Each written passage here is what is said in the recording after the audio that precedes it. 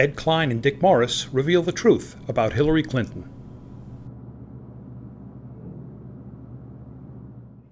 Hi, welcome to the Lunch Alert. Today I'm going to be interviewing my good friend Ed Klein, who is out with a new book called Guilty as Sin about Hillary Clinton. I bet you could have guessed who it's about. And Ed, of course, has written 3 blockbusters before this, Blood Feud, Unlikable, and The Amateur. More about Obama, the amateur, but really a lot about Hillary. And I wanted you to learn about this book, Guilty as Sin, so I think it's quite good. And we're going to talk also about Eileen's and my book, Armageddon. And this will be a series of interviews that we'll do over the next week or two before the election to give you the insights. But the real insights can only come from buying the books, you know. Here we do a 5-minute or 8-minute interview, but there is a vast amount of material in both of them. Hey, Ed, welcome to lunch. Thank you so much. Good. Great to be here. Good. So how did Houdini do it this time? Well, if you're referring to Hillary Clinton, and I assume you are. Houdini Hillary. Yeah, she skipped out again. The FBI spent more than a year investigating Hillary Clinton. And in my view, and according to my sources, at first, James Comey, the director, really thought that he was going to nail her. And in fact, he had a secret meeting with President Obama in the Oval Office, in which he told the president that he would brook no interference in the investigation. So at that point, he thought he was... Gutsy thing for the director of the FBI to do. Yes. Yeah. And he thought that he was heading toward an indictment. But the president, Obama, decided finally to back Hillary Clinton after being very reluctant to do so, because he and Hillary and the Clintons don't get along very well, as we know from Blood Feud.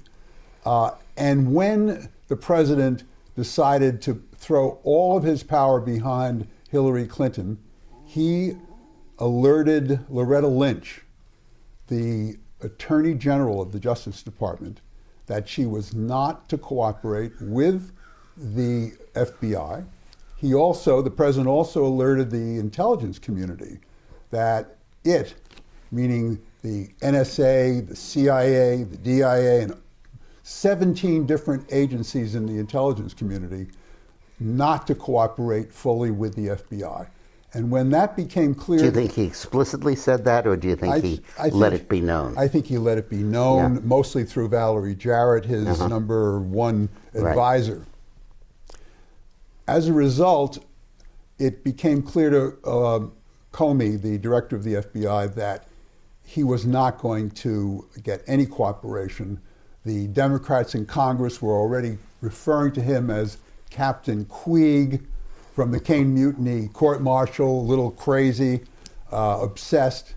And he finally pulled what I would call a John Roberts as the Chief Justice of the Supreme Court, as we all remember, came out and voted in favor of Obamacare to save the reputation of the Supreme Court. Well, that's exactly what Comey did. In order to save his reputation and the reputation of the FBI, he finally gave in and indicted her politically, but legally he decided to pull in his horns. Now, Hillary, Guilty as Sin, tells this story. Armageddon, our book, tells a very similar story about an earlier episode in Hillary's life where she also skated completely free.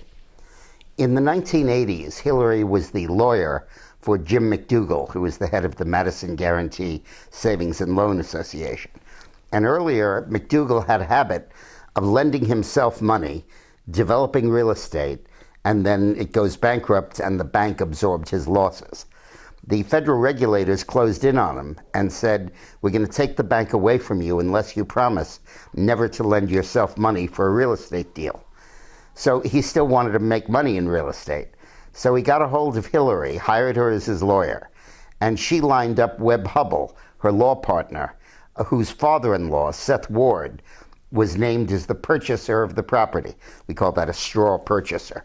And he would pull away at the last minute, and it would then be McDougal's. But they could deceive the regulators into saying it was Seth Ward. Now that's a crime, a felony, deceiving federal regulators. And Hillary did it and was involved in it. And when the time came to prove it, the billing records of her work on that somehow disappeared. And for 2 years, everybody searched for the billing records until finally they one day turned up magically, oddly enough, in the White House. Well, the billing records indicated she had worked for about 60 hours on this deal, on deceiving federal regulators. She was hauled before a grand jury while she was First Lady, and she was asked, "Did you do any legal work on Castle Grande?" And she said, "No." And she said, "I've never heard of Castle Grande. I don't know what you're talking about." Now, the property involved had two names. The original name was Castle Grande, but after the deal began cooking, it was called the Arkansas Industrial Development Commission, ARDC. So she did legal work in her own mind for the ARDC, not for Castle Grande. And she claimed she didn't know Castle Grande. I knew Castle Grande. Everybody did. But because Starr didn't ask her the right question, on that technicality only, she skated out of that courtroom and did not face indictment. That's why we call her Houdini Hillary. That's right. Right? So for more details on all of this, and there's more information on both of these scandals, get Ed's book and get mine. I have to warn you, you'll go bankrupt buying all the books that tell you about Hillary's scandals, but you can take a flyer on these two. Thanks for watching.